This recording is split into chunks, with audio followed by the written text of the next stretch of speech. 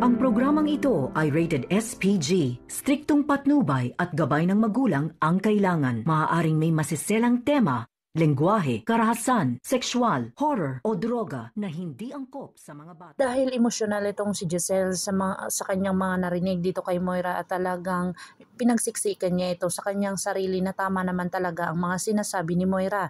Dito na nga ay nakatulog siya sa kwarto ni Don Pepe na kung saan dinalaw siya dito ng kanyang panaginip.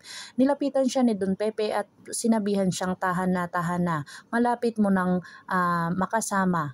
At talagang nagising itong si Giselle at talagang sabi niya sa kanyang sarili, sino kaya ang pinupunto ng kanyang ama, bakit ito nagpapakita sa kanya, at talagang porsigido ito na maibigay ni Don Pepe ang kalinawan o talagang magiging mapanatag si Don Pepe sa kanyang pagpapahinga kung ito ay magawa niya ng tama ang kanyang mga mali noon. Lalong-lalo na dito kay Giselle na kung saan gusto niyang makasama ni Giselle ang kanyang pamilya at ang kanyang sariling anak. Dito na ay talagang porsigido itong si Giselle na malaman kung ano talaga ang punot dulo. Dito na nga ay talagang sinabi niya dito sa isang misteryosang babae na kung ano ang ginagawa niya doon, kung anak ba siya sa labas ng kanyang ama o talagang kapangyarihan o talagang kayamanan lang ang kanyang habol. Dito na sinabi ng isang babae ay talagang hindi niya hinahabol ang kayamanan at lalong-lalo na hindi niya kayang saktan itong si Don Pepe. Mas gugustuhin niya pa daw itong si Giselle ay kayang sasaktan at talagang magsi-celebrate pa daw siya pag si Giselle ang nandoon. Dito na nga ay talagang kinagalit ni Giselle at nasampal niya itong babae.